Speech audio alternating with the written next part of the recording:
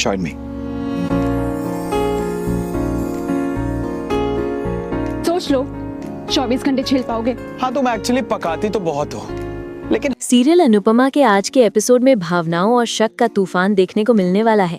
Episode की शुरुआत में दिखाया जाता है कि अनुपमा राही के पास जाती है और प्यार से पूछती है, क्या हुआ राही, तू इतनी परेशान क्यों लग रही है?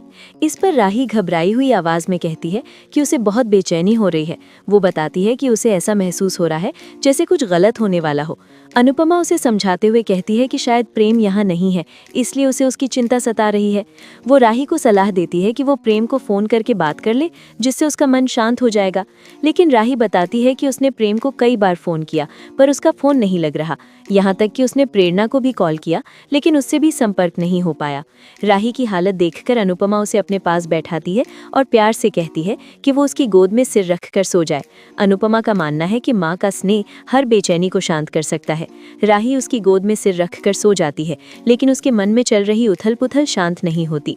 सोते समय राही को माही की बातें याद आने लगती हैं। माही ने पहले ही राही के मन में शक के बीज बो दिए थे। माही ने कहा था कि राही को प्रेरणा को प्रेम के साथ अकेले नहीं भेजना चाहिए था।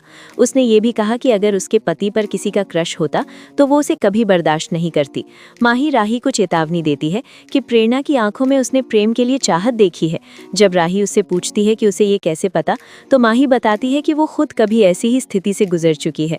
वो कहती है कि प्रेरणा इस वक्त अकेली और डरी हुई है और अगर उसे थोड़ा सा सहारा मिल गया तो वो सपने देखना शुरू कर सकती है।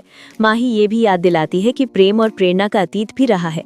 अगर उनका अतीत राही के वर्तमान से टकरा गया तो उसका भविष्य खतरे में पड़ सकता है।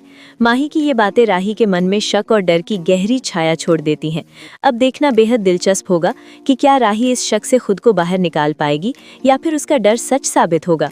तो दोस्तों, आपको क्या लगता है, क्या राही अपने रिश्ते को संभाल पाएगी या कहानी में कोई नया तूफान आने वाला है? अपनी राय हमें कमेंट में जरूर बताएं।